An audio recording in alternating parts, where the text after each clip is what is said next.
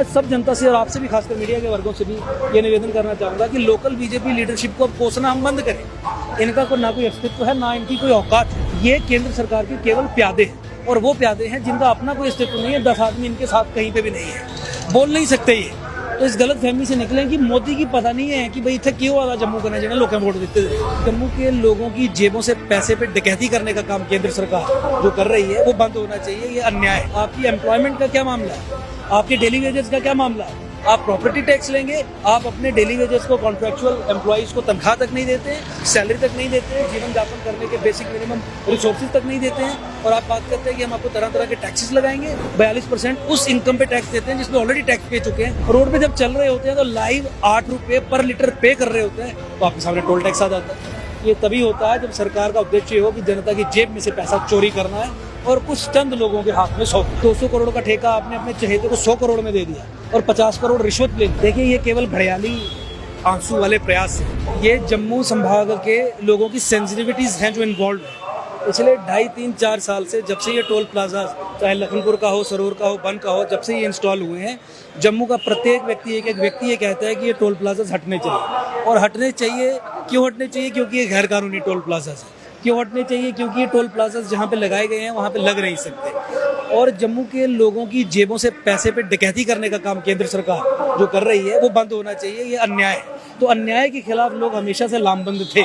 आज एक ट्रिगर हुआ है 4 दिन पहले, जहाँ पे लोगों की इन सेंसिटिविटीज को एक एक्सप्रेशन मिला है। मुझे लगता है कि हर एक डोगरे का, हर एक जम्मू संभाग के व्यक्ति का नैतिक दायित्व है कि इस मूवमेंट को आगे लेके जाए, क्योंकि ये जनता की आवाज़ है। ये सब चीज़ें हटनी चाहिए, ना केवल टोल प्लाजास बल्कि स्मार्ट मीटर्स और प्रॉपर्टी टैक्स। स्मार्ट मीटर्स क्यों? क्योंकि स्मार्ट मीटर्स जो है वो टेक्नोलॉजी इनेबल्ड है, ह्यूमन इंटरवेंशन जीरो है।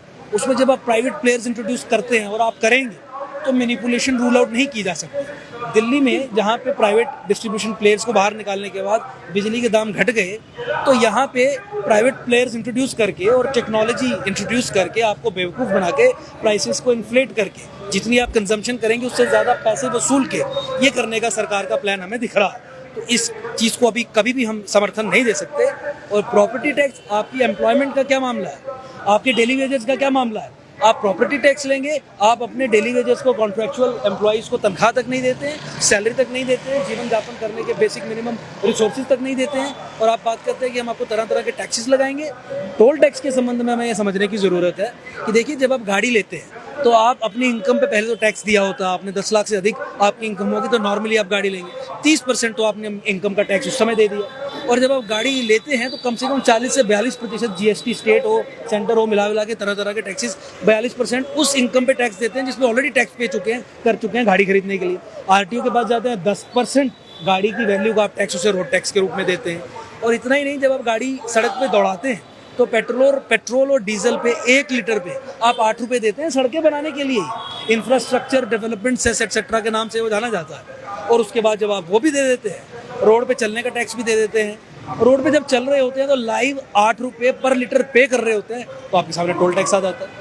ये तभी होता है जब सरकार का उद्देश्य हो कि जनता की जेब में से पैसा चोरी करना है और कुछ चंद लोगों के हाथ में सौंपना। और सरकारी खजाने को जो नुकसान इस कारण हुआ कि 200 करोड़ का ठेका आपने अपने चहेते को 100 करोड़ में दे दिया और 50 करोड़ रिश्वत ले ली, तो 50 करोड़ जो सरकारी एक्सचेकर को, 100 करोड़ का जो सरकारी एक्सचेकर को नुकसान हुआ, वो लोगों की जेब से कर वसूल करके ले लिया। तो ये परिचायक है सरकार की इस नीति का कि सरकार इसी नीति पे काम कर रही है जहाँ पे चंद प्राइवेट प्लेयर्स को फायदा दिया जा रहा है, और उससे हो रहा जो नुकसान सरकारी खजाने को, स्टेट एक्सचेकर को है, उसकी भरपाई लोगों पे कर लगा के, टैक्स लगा के की जा रही है। क्या लगता है कि जिस तरह से नेशनल हाईवे अथॉरिटी से मीटिंग की जा रही है, मगर एलजी प्रशासन की और एमपी साहब की नहीं मानी जा रही है? देखिए, ये केवल भड़याली आंसू वाले प्रयास है, या ये जो प्रयास हैं ये लोगों के इमोशंस को ठंडा करने के लिए है।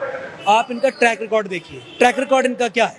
पूरे जम्मू संभाग की सेंसिटिविटीज जब रसाना केस में जगी थी और ये कहा था कि सीबीआई इंक्वायरी करवाइए, क्या इन्होंने सीबीआई इंक्वायरी करवाई थी? नौकरी में आपसे हो रहे डिस्क्रिमिनेशन के संबंध में देख लीजिए, सब विषयों पे तो ये आपके खिलाफ है।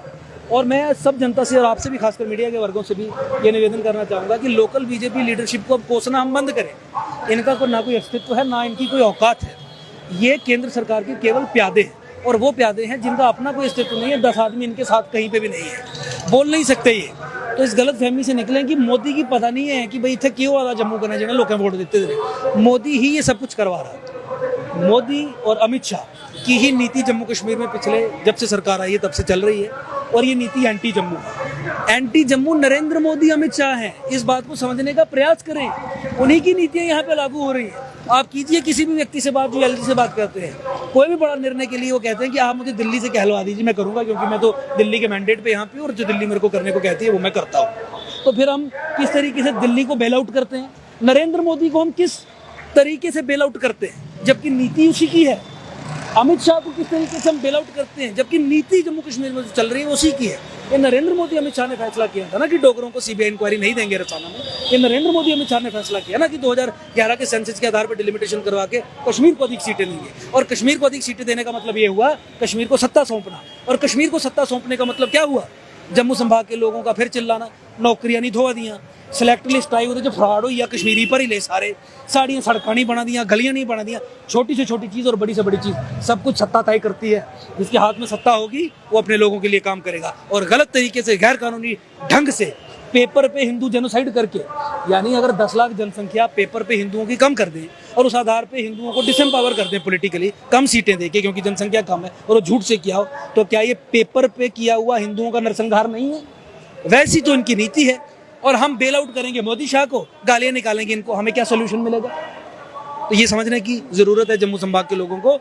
और दिल्ली ने हमें गुलाम बना के रखा है जम्मू कश्मीर का। हम दिल्ली से एक्सपेक्ट नहीं कर सकते कि हमें वो आज़ाद करवाएंगे, उन्होंने ही गुलाम बना के रखा है। अपनी आज़ादी के लिए आपको स्वयं खड़ा होना पड़ेगा, स्वयं लड़ना पड़ेगा।